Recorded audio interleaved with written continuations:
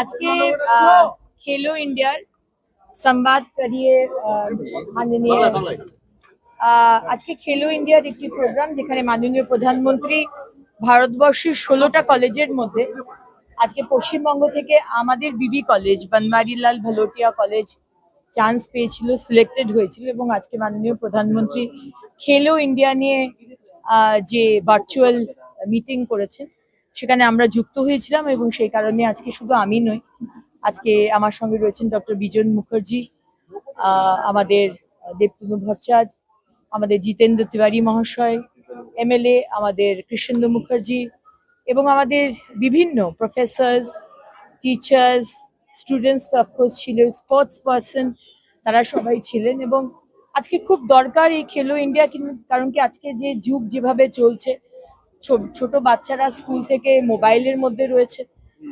খেলাধুলোর, আমরা ছোটবেলায় বড় হয়েছি, আমরা ছোটবেলায় যেটা কিতকিত খেলা কি ব্যাডমিন্টন, ভীষণ দৌড়াদৌড়ি খেলা করতাম না, কিন্তু কিছু না কিছু খেলা ছিল, কারণ সেই সময় টিভিও ছিল না, ফোনও ছিল না।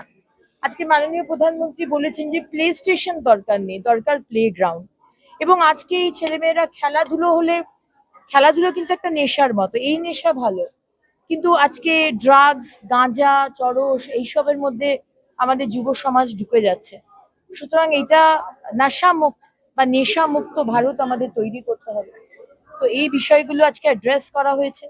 আজকে প্রত্যেকটা বিধানসভাতেই প্রায় ছোটখাটো একটা অডিটোরিয়াম বা ইনডোর স্টেডিয়াম করার কথা মাননীয় মুখ্যমন্ত্রী বলেছেন। সুতরাং এটা একটা খুব পজিটিভ একটা জিনিস।